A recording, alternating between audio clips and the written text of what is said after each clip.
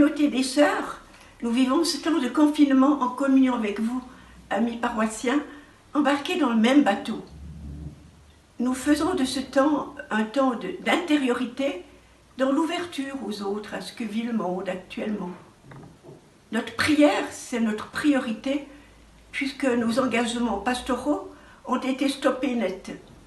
Alors à la prière du matin et du soir, nous vous confions à la tendresse de Dieu et nous prions tout particulièrement pour les personnes malades et les isolés. Nous souffrons de ne pas avoir l'Eucharistie à la paroisse et de ne pas pouvoir communier au corps du Christ. Mais nous sommes riches de ce que nous pouvons suivre dans les médias, à la télévision, et nous communions spirituellement, car nous croyons que le corps du Christ vient quand nous le désirons. Il y a aussi les partages de la parole de Dieu, l'heure d'adoration le jeudi, l'approfondissement de la parole de Dieu, puis les temps de prière personnels.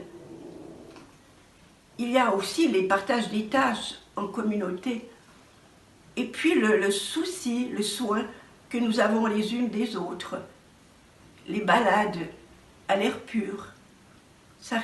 Tout cela rythme nos journées.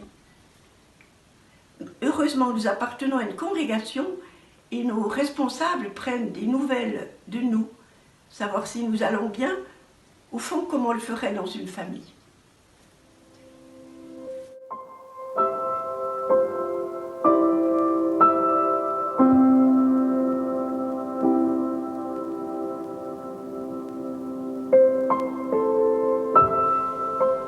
Nous sommes 3 religieuses à avoir vécu ensemble ce confinement, mais nous sommes 3 femmes de tempérament et de culture différentes.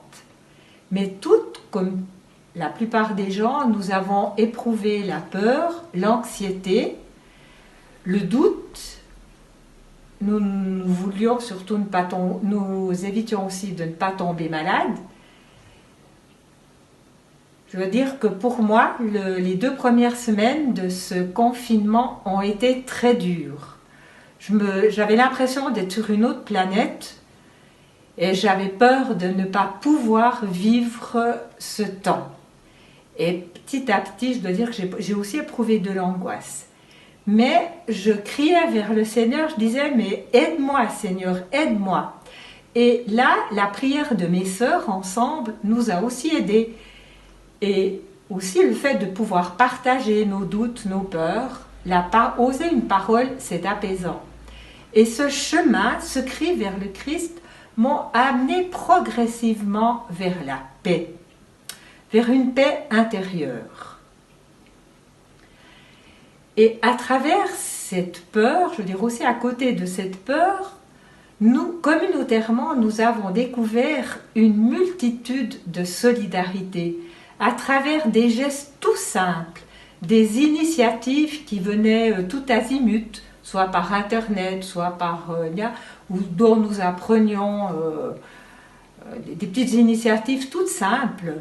Et par exemple, comme nous sommes des personnes à risque, pour effectuer les courses, moi, je veux dire que nous avons été très touchés parce que monsieur et madame Talovitch, qui sont des concierges et qui sont de religion musulmane, sont venus spontanément nous proposer leur service en disant « Vous, mes sœurs, vous ne bougez pas d'ici, c'est nous qui faisons vos courses. » Moi, au début, d'ailleurs, oh ben là, ça me semblait... Et ça fait...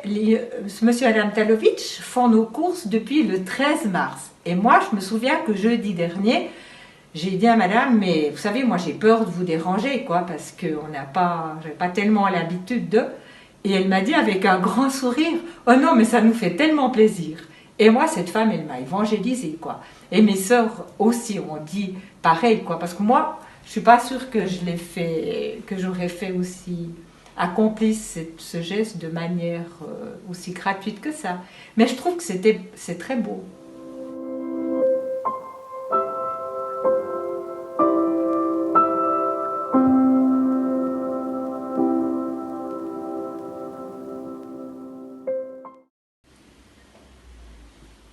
Ici, à l'oratoire, nous prions aussi beaucoup pour les vocations.